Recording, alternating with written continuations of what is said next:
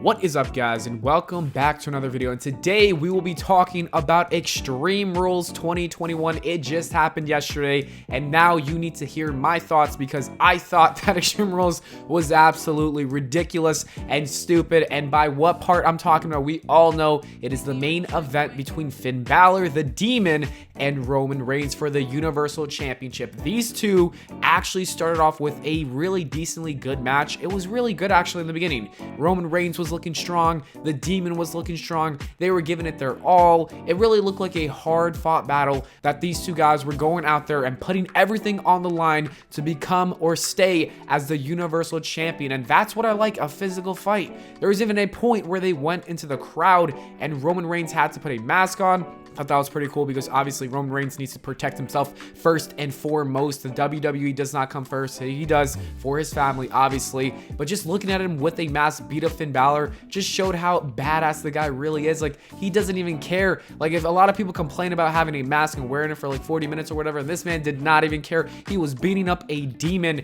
and had no problem. So mad props to him. But outside of that really interesting point that I thought was interesting, we got to get to the ending of the match because Roman Reigns was down in the ring and the Usos came in to obviously interrupt and help their cousin retain the championship because that's all they do. But it didn't phase the Demon. Finn Balor was beating them back up, both of them by himself, and then that's when Roman Reigns speared him into the barricade and everyone was down on the ground. You had the Usos at the announcer's table on the ground, you had Roman Reigns on the ground, you had Finn Balor on the ground, and then the funniest thing, it was honestly the dumbest thing, but it was so funny at the same time, and it kind of got me hyped for whatever reason. You just see Finn Balor's little red lights coming on and off, you hear a heartbeat, and you hear Michael Cole saying, "That's the Demon's heartbeat," and Finn Balor is literally doing the most awkward little, like, I don't even know what to call it. He was twitching, his arms were flaring back, it was confusing, it was weird, but it was also cool at the same time. He kind of had some life in him out of nowhere. I was like, what in the world is happening? He put Roman Reigns through a table by hitting him with a dropkick, and Roman Reigns jumped in the air. This was honestly the absolute funniest thing I have ever seen in a main event match, but I was low-key digging it. Like, I don't even know how to explain it. It was funny, but it was cool at the same time, and that is when I actually had a very tiny piece of hope that Roman Reigns might actually win the Universal Championship. Like, I almost fell for it. I thought the guy was going to do it, and he got on the top turnbuckle, and then the turnbuckle or the top rope just, collapsed. It just broke off,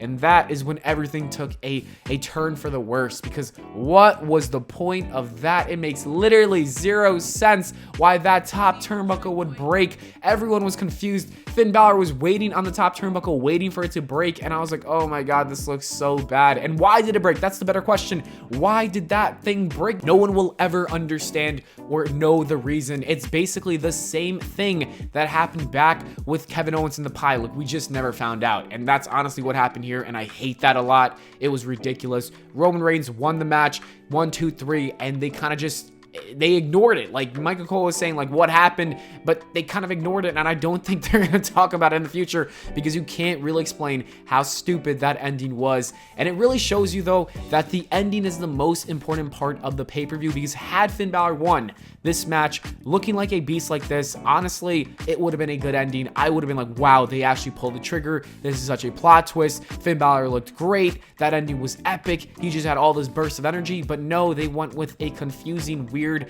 non-logical ending, and now I'm sitting here wondering why I even watched and spent my time watching this pay-per-view. So, at the end of the day, I think because of this main event, this entire pay-per-view was stupid. It was a big waste of time. I'm going to talk more about the other matches, but this Roman Reigns and Finn Balor match that had potential became a complete disaster, and I was not a fan of it. I don't know what happened. We will see what will unfold later in the future, but a lot of us expected Roman Reigns to retain, but I did not see this coming at all. It was just bad. All right, let's get through the entire card now. We had the opening match, which was the New Day taking on Bobby Bobby Lashley, AJ Styles, and Omas, and this was a good match, but unfortunately, I didn't care too much about it because they just made it literally on the day of, and I don't like that at all. I'm a type of guy who likes watching wrestling for the storylines. Like, I need to be invested in what's going on, and this just didn't have me too hooked, but I did appreciate the wrestling that took place in the ring, and obviously the New Day was going to win because Big E is the WWE champion. I just did not expect Bobby Lashley to be the one to take the pinfall. I really thought it was going to be AJ Styles or maybe Omas to make Big E look like a beast, but no, it was Bobby Lashley, and you know, like I said, it was a good match, but after the match, Bobby Lashley was pissed off, and he said, Big E, I want a WWE title match, and now we will be watching tonight on Monday Night Raw, Big E defending his title against Bobby Lashley to kick off Raw, and this is where I expect Goldberg to come in, and we will probably get a triple threat match at the Crown Jewel pay-per-view with Big E, Bobby Lashley, and Goldberg. But for this 6-man tag team match, it was fun, it was good, it just didn't have too much of a reason to happen, you know? After that, we had the Usos taking on the Street Profits for the Smackdown Tag Team Championships. And like I said in my predictions video, this is the exact same thing. It's going to be a good match, and the Usos were going to retain, and that's about it. This was probably their best match out of all three of them because, you know, it wasn't on TV. There were no commercial breaks. Roman Reigns didn't interrupt. It was just the Usos and the Street Profits with no interruptions, and I thought it was dope for that reason. I just wish they didn't give this as many times as they did, but again, I can appreciate that this was a good match. There's a lot of good wrestling, and the Street Profits have to now get away from the SmackDown Tag Team titles. I expect them to move over to Monday Night Raw.